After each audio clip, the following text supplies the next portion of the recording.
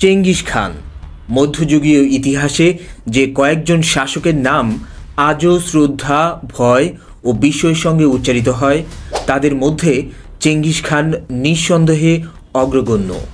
মানব ইতিহাসের সর্বাধিক প্রভাবশালী ও বিতর্কিত ব্যক্তিত্বদের মধ্যে তিনি অন্যতম। তার নেতৃত্বে মঙ্গল সাম্রাজ্য এমন এক শক্তিতে রূপ নেয় যা কেবল এশিয়া নয়, ইউরোপ ও মধ্যপ্রাচ্যের রাজনৈতিক ও সাংস্কৃতিক ইতিহাসকেও গভীরভাবে প্রভাবিত করে। চেঙ্গিস খানের প্রকৃত নাম ছিল তেমুজিন। তিনি 1162 খ্রিস্টাব্দে মঙ্গোলিয়ার স্টেপ অঞ্চলে জন্মগ্রহণ করেন। তার পিতা ইয়েসুগাই ছিলেন কিয়াত বংশের একজন ক্ষুদ্র গোত্র প্রধান এবং মা ছিলেন হুয়েলুন। মঙ্গল সমাজে তখন স্থায়ী রাষ্ট্র ব্যবস্থা ছিল না। অসংখ্য ছোট ছোট গোত্র যুদ্ধ, লুণ্ঠন এবং প্রতিযোগিতার মাধ্যমে টিকে থাকার চেষ্টা করত। এমন প্রেক্ষাপটে জন্ম নেওয়া তেমুজিনের জীবনের সূচনা ছিল সংগ্রামে পূর্ণ। তেমুজিনের মাত্র 9 বছর বয়সে তার পিতা ইয়েসুগাইকে শত্রুগোত্রের লোকেরা বিষ প্রয়োগে হত্যা করে। ফলে পরিবারটি চরম অনিশ্চয়তার মধ্যে পড়ে। তার মাতা হুয়েলুন একা হাতে সন্তানদের লালন পালন করেন, কিন্তু গোত্রের অন্যান্য সদস্যরা এতিম পরিবারটির প্রতি সহানুভূতিশীল ছিল না, বরং তাদের থেকে মুখ ফিরিয়ে নেয়। ফলে ছোটবেলা থেকেই তেমুজিন ক্ষুধা, দারিদ্র্য ও নিরাপত্তাহীনতার নির্মম অভিজ্ঞতা লাভ করেন। এই দুঃসহ অভিজ্ঞতাই পরবর্তী জীবনে তার নেতৃত্বের শক্তি ও দৃঢ়তা গঠনে গুরুত্বপূর্ণ ভূমিকা রাখে। তেমুজিন তরুণ বয়সেই বোরজেগিন গোত্রের এক সম্ভ্রান্ত কন্যা বোর্তেকে বিবাহ করেন। মঙ্গল সমাজে বিয়ে শুধু পারিবারিক বন্ধন নয়, বরং রাজনৈতিক জোট হিসেবেও কাজ করত। বোর্তের পরিবার ছিল তুলনামূলকভাবে প্রভাবশালী, তাই এই বিয়ে তেমুজিনকে একটি শক্তিশালী সামাজিক অবস্থানে এনে দেয়। তবে শত্রুগোত্র মেরকিতরা এই বিবাহকে মেনে নিতে পারেনি, কারণ অতীতে তেমুজিনের পিতা ইয়েসুগাই এক মেরকিত প্রধানের স্ত্রীকে অপহরণ করে নিয়ে নিজের পত্নী করেছিলেন, যিনি পরবর্তীতে তেমুজিনের মা হন। এই ঘটনার প্রতিশোধ নিতে মেরকিতরা সুযোগ খুঁজছিল। তেমুজিন ও বোর্তে নতুন দাম্পত্য জীবন শুরু করার কিছুদিন পরেই মেরকিত যোদ্ধারা আকস্মিক হামলা চালায়।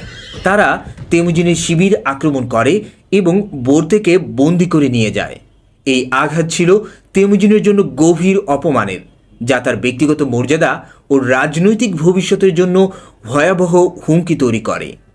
বোর্তেকে উদ্ধারের জন্য তেমুজিন একা লড়াই করতে পারতেন না, তাই তিনি সাহায্যের জন্য হাত বাড়ান তার শৈশবের বন্ধু জামুখা ও শক্তিশালী কেরাইত গোত্র প্রধান তগরুল খানের কাছে। উভয়ের সহায়তায় তেমুজিন একত্র করেন প্রায় 20,000 যোদ্ধা। এই সম্মিলিত বাহিনী মেরকিতদের উপর আক্রমণ চালায়। প্রচণ্ড যুদ্ধে মেরকিতরা পরাস্ত হয় এবং বোর্তেকে মুক্ত করা সম্ভব হয়। এই ঘটনা তাকে মঙ্গলদের মধ্যে নেতা বানিয়ে দেয়। চেঙ্গিস খানের জীবনের সবচেয়ে বড় কৃতিত্বগুলোর মধ্যে অন্যতম ছিল বিচ্ছিন্ন ও সর্বদা পরস্পরের সঙ্গে রক্তক্ষয়ী দ্বন্দ্বে লিপ্ত মঙ্গল গোত্রসমূহকে ঐক্যবদ্ধ করা। তার উত্থানের আগে মঙ্গোলিয়ার স্টেপ অঞ্চল ছিল অগণিত ক্ষুদ্র ক্ষুদ্র গোত্র ও উপজাতির আস্তানা। তাতার, মেরকিত, নায়মান, কেরাইত, তাইচিউত, ওঙ্গিরাত ইত্যাদি। এদের মধ্যে কেউই স্থায়ী রাষ্ট্র ব্যবস্থা গড়ে তুলতে পারেনি। প্রত্যেক গোত্র নিজেদের স্বার্থে লড়াই করত, জোট গড়ত এবং আবার বিশ্বাসঘাতকতার মাধ্যমে জোট ভেঙেও ফেলত। এই অন্তহীন সংঘর্ষে মঙ্গলদের শক্তি দুর্বল হয়ে পড়েছিল। ফলে চীন কিংবা মধ্য এশিয়ার শক্তিশালী সাম্রাজ্যগুলো তাদের সহজেই প্রভাবাধীন করতে পারত। তেমুজিন বুঝতে পারেন যে গোত্রসমূহকে একত্রিত করার একমাত্র উপায় হল যোগ্যতা ভিত্তিক নেতৃত্ব ও সুশৃঙ্খল সামরিক ব্যবস্থা। তিনি প্রচলিত প্রথা ভেঙে আনুগত্য ও দক্ষতার ভিত্তিতে পদ প্রদান করতে শুরু করেন। এর ফলে নিম্নবংশীয় হলেও মেধাবী ও সাহসী যোদ্ধারা তার পতাকার নিচে আসতে থাকে। অন্যদিকে তিনি কৌশলগত বিয়ে ও জোটের মাধ্যমে ধীরে ধীরে শক্তি সঞ্চয় করতে থাকেন। তার স্ত্রী বোর্তে ছিলেন অঙ্গিরাত গোত্রের কন্যা, যা তাকে ওই গোত্রের সমর্থন এনে দেয়। তেমুজিন প্রথম দিকে তার শৈশব বন্ধু জামুখার সঙ্গে জোট বাঁধেন, দুজন মিলে অনেক শত্রু গোত্রকে পরাস্ত করেন, কিন্তু নেতৃত্বের ধারা নিয়ে পার্থক্য দেখা দেয়। জামুখা ছিল অভিজাত গোত্রগুলোর ঐতিহ্য রক্ষাকারী নেতা, আর তেমুজিন ছিলেন মেধা ও আনুগত্য ভিত্তিক নতুন নেতৃত্বের প্রতীক। ফলে তাদের সম্পর্ক ভেঙে যায় এবং একসময় রক্তক্ষয়ী সংঘর্ষ শুরু হয়। এই সংঘর্ষে তেমুজিন বিপর্যস্ত হলেও পরে পুনরায় সংগঠিত হয়ে জামুখাকে পরাজিত করেন। এই জয় তার নেতৃত্বের প্রতি আস্থা বাড়িয়ে দেয়।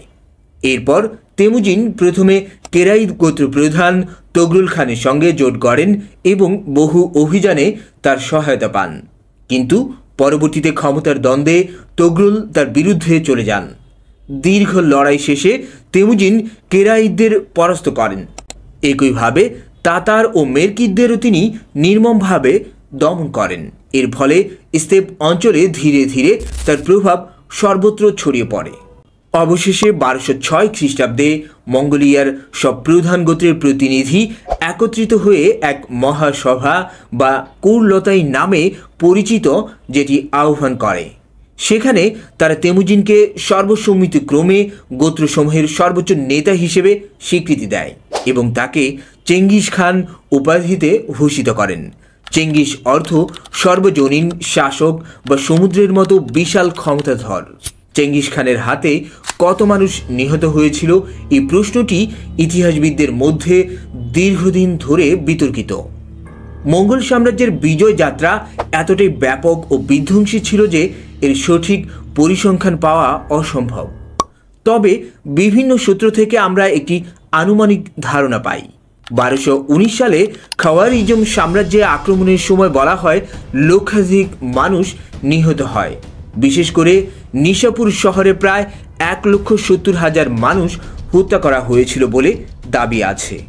একইভাবে মর্ভ আজকের তুর্কমেনিস্তান শহরে মঙ্গলরা প্রবেশের পর জনসংখ্যার প্রায় সবাইকে হত্যা করে। সূত্র অনুযায়ী প্রায় 7 লক্ষ থেকে 10 লক্ষ মানুষ সেখানে মারা গিয়েছিল। আধুনিক গবেষকরা মনে করেন সমকালীন লেখকরা প্রায়ই সংখ্যাগুলোকে অতিরঞ্জিত করেছেন, কিন্তু তবুও চেঙ্গিস খানের সামরিক অভিযানে মৃত্যুর সংখ্যা কোটি ছুঁয়ে গিয়েছিল বলে ধারণা করা হয়। কিছু ইতিহাসবিদদের মতে তার অভিযানে সরাসরি নিহতের সংখ্যা প্রায় 4 কোটি হতে পারে। ইতিহাসবিদদের একটি বড় যুক্তি হল চেঙ্গিস খানের সময় বিশ্ব জনসংখ্যা প্রায় 45 থেকে 50 কোটি ছিল।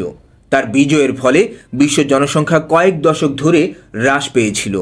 অনুমান করা হয় যে বিশ্ব জনসংখ্যা প্রায় 11% পর্যন্ত কমে গিয়েছিল, যা মানব ইতিহাসে বিরল এক ঘটনা।